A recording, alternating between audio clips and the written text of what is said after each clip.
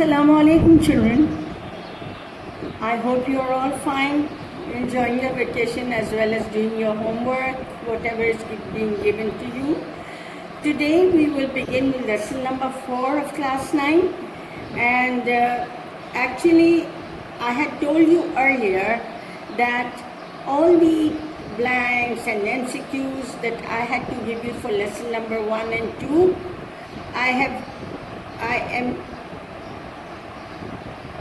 sending it to you now.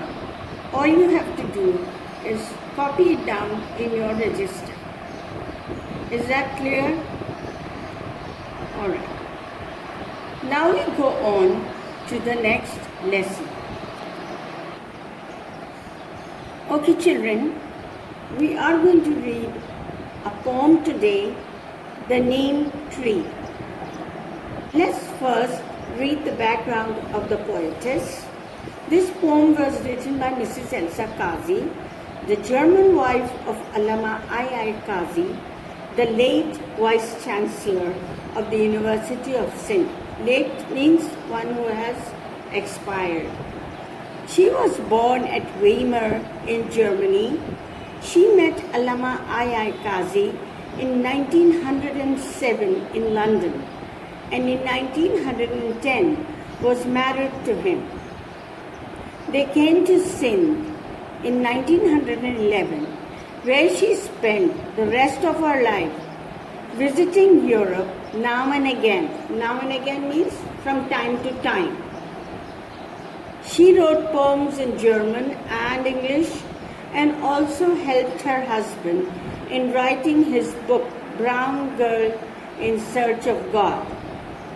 She died in Hyderabad on May 28, 1967, and is buried beside her husband at the Sindh University campus, Jamshoro.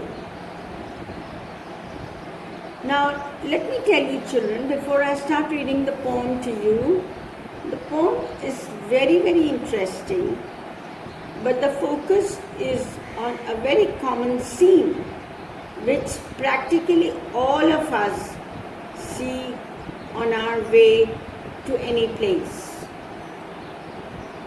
What do I mean by this? The name tree. In Sindh, even in Karachi, in different places when you move on your wayside you can see a lot of neem trees growing. Alright, why she has picked up this common scene?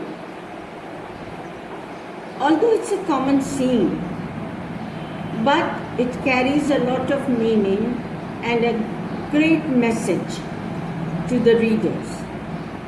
So, Mrs. Elsa Kazi picked up this topic. Let's begin. My lovely name that intercepts sun's scorching beam. She is addressing readers and telling us about the neem tree. That it is a lovely tree that intercepts means obstructs, stops the sun rays, the burning sun rays from harming us. But at the same time, the tree is protecting us from the scorching rays of the sun, the very warm, hot rays of the sun. What does it bear itself? Yet bears the heat all day. What is it doing? It is suffering, it is bearing, it is tolerating the heat the whole day. And throughout the day, what worst thing is, there's a lot of heat and there is no without the rain's refreshing spray. Not even the slightest drizzle of rain can be seen. Without these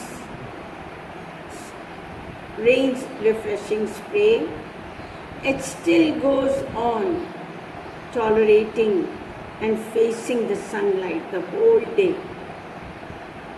You can very well imagine how warm the weather is when the sun is shining brightly.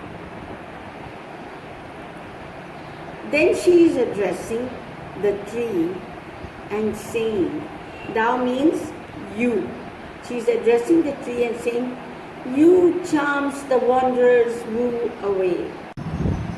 Mrs. Elsa is talking to the tree and telling the neem tree that you have magical powers of making the worries and troubles of the travelers and the passers-by forget.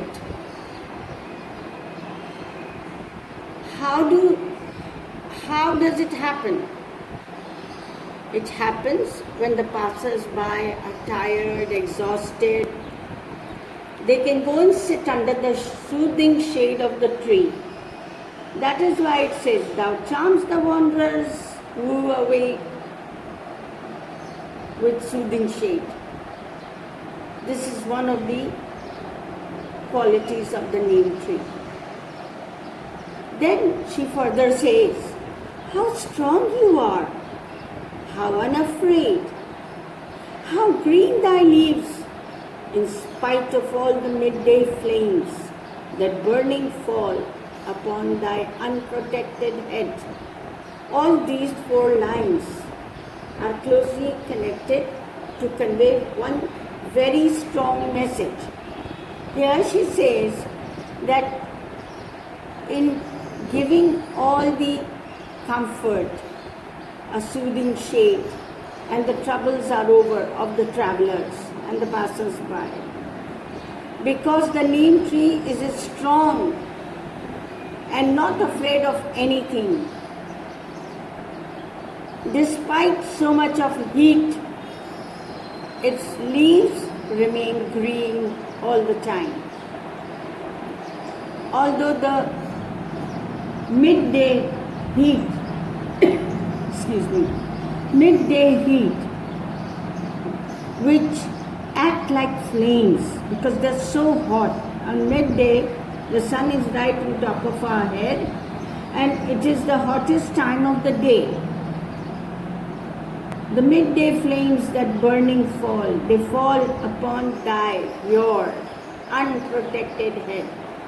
Unprotected, having no cover, no protection, and it calls the neem tree that over your head there is nothing to protect you, but you go on protecting people.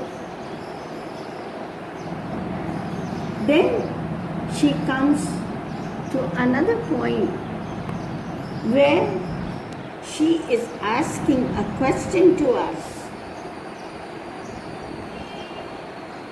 Could man be bold as thou and rise? She's at the same time addressing the tree as well as putting up a question. She says, could man be bold as you and rise above the earth with the sheltering arm to save the suffering ones from harm? Now, she says that the neem tree has no protection over it. It goes on facing the heat of the day throughout the day and has no complaints. Then she's asking us and asking the neem tree as well. Could man also be like the neem tree? Like the neem tree rises above the earth with sheltering arms. Its sheltering arms here refer to the branches of the tree, which are like arms, and they save people around it, to save from heat of the day, from pain.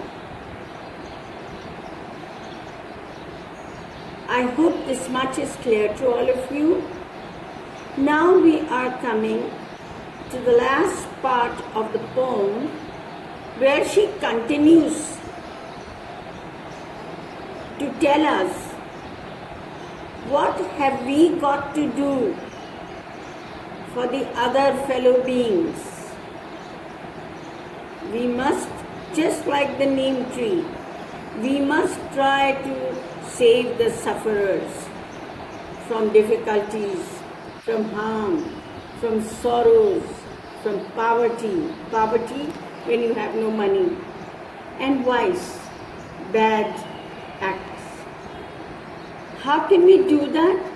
We can do that through sacrifice. What is sacrifice? Giving up your own comfort for the safety and well-being of the other people. Then she puts up another question. Could man be steadfast? Steadfast, firm, strong, having a strong willpower, and like thee, that means like you, she's still talking to the neem, and like thee, like you, face every fate. Would it not be fulfillment of life's loftiest dream, my lovely neem? In the last 3 lines, she asks again, could man be as strong and bold and having a strong willpower, having a deep feeling to protect others who are facing all kinds of situations in life? Now, if we could do that, if man could do this, what the neem tree is doing, she thinks it would be fulfillment of life's, completion of life's greatest dream, loftiest dream, a strong, high, very good dream, my lovely neem. I hope, children, that you have understood the whole poem. Before I wind up, I will tell you the gist of the whole poem once again, so that it becomes very clear to you. Addressing the neem tree, Mrs. Kazi is saying that the sun rays that fall on the earth, especially at the midday time, the rays are very, very hot and obviously very painful to bear. But this neem tree bears all the heat of the sun. Instead, what does it do? It provides shelter and shade and comfort to the travelers, to the people who are passing by. Then she praises the tree by saying how unafraid the neem tree is, because despite all the heat of the day, we can see that the neem tree's leaves are green throughout the year, although there is no protection over the head of the tree. Then she's comparing. She's trying to suggest that couldn't man be as bold, as strong, as firm as the neem tree? The neem tree, with its spreading, sheltering arms, means with its branches, saves the suffering ones from difficulties, from pain, from heat. Man could also do this. If a tree could protect the human beings, why not the human beings be able to protect their fellow beings? And what have we to protect others from? From sorrow, from poverty and vice. And all this is possible if we have a strong feeling to sacrifice. But for all this, once again, she emphasizes on the fact that one, that is any man, has to be steadfast, having a strong willpower to face everything in life.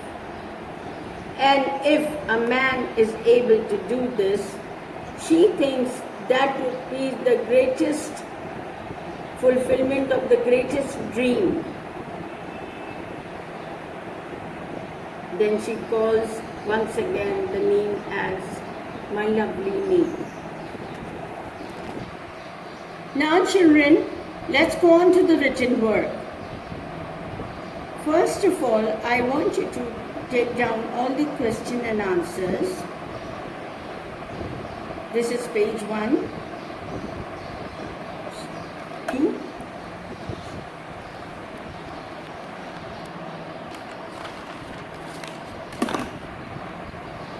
page 2, and after that we have MCQs which you will note down in your register, and this time you have to choose the answers yourself.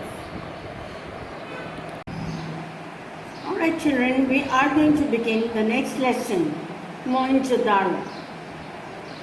Mohenjo-daro, or the Mound of the Dead, is one of the oldest cities in the world. It is at a distance of 27 kilometers from Larkana on the right bank of the river Indus. Few people live there today, but 4,500 years ago it was a large, busy city. Nobody knew anything about it until 1922, when some villagers found pieces of old smooth pots and old bricks at the place where now stands the uncovered city. Children, this is a historical place which is being visited by many people every year, every month, and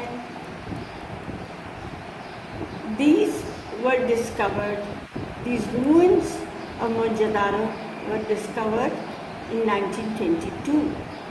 Now let's see who discovered it and how was it discovered. These pieces of old pots and bricks were brought to Sir John Marshall, an English civil servant whose work it was to look after historical remains like ancient buildings and other old things, such as these pieces of pots and bricks. He was himself very interested in history and was anxious, that is keen, to find out about these remains. So when he looked at them carefully, he at once knew that they were pieces of very old pots. About the bricks, he said, perhaps there was once a town or a city which lies under these mounds of clay and sand. Let us dig here. Maybe we shall uncover the remains of an old city. So the men started digging, and as they dug, more and more such pieces came up, till there appeared bit by bit a city of straight roads and well-built houses.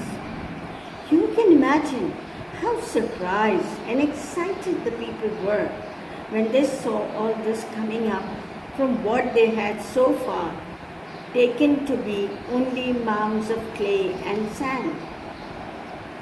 Each house was made of large baked bricks and had a bathroom and a servant quarter close by. Covered drains ran beside the streets. Even the streets were made of baked bricks. Carts and other forms of transport could come right to the center of the town. You can still see the great hall where grain was stored. There is a wide road to the middle of which was a shopping center with shops on both sides. This road continues on the houses of the workmen. The people of this city must have been great traders, with the river Indus so near and the sea within easy reach. The countryside must have been fertile, since wheat, rice, and cotton grew there. Fertile, good soil where a lot of things can be grown. The farmers also kept cattle. There were skilled craftsmen who worked in gold, silver, and ivory. Clay dolls and carts were made for the children to play with. We also have an idea of the dresses worn by the ruling class, the priests and the elders. From the seals of many kinds that have been found there, they wore long, loose dresses. Nearby is a museum where interesting objects found from Mohenjo-daro are on exhibition on display. These include seals, jewelry, toys, weapons, and painted pottery. The best find of Mohenjo-daro is the head of a bull, which was used as a seal. A metal statue of a dancing girl has also been found. There are metal tools too. It is because of these metal objects that the probable expected age of the city is being given as about 4,500 years. For a long time, these people lived a happy life. They were quite rich and traveled from place to place on business or on pleasure. Their city was well planned and clean. The rainwater did not remain on the streets. We do not know what happened to them later. Either they were raided here means attacked from the north, or some great earthquake destroyed them. No one has yet been able to find out the meaning of the words written on the seals and on the pottery. Much could be learned if the language experts are able to decipher these words. Decipher means to be able to read it, to understand it. Learned men, that is educated, well-versed men, and visitors often come to the site. What do you mean by site here? To the place, spot. They come not only from Pakistan but also from all over the world. Let us hope that their efforts succeed in deciphering these words. Deciphering, trying to find out what they mean. We will then know a great deal more than we do more about the dead civilization. All right, children, we have read the whole lesson. and we have gathered a lot of information about this dead city. Now we go on to the written work. This is the written work given on page 1, page 2, page 3. On page 3, I have given you fill in the blanks and MCQs. This time I want you to fill the blanks yourself and choose the right answer of the MCQ and write it in your registers. Page number 4, and there are 5 MCQs, and that's the end of the lesson.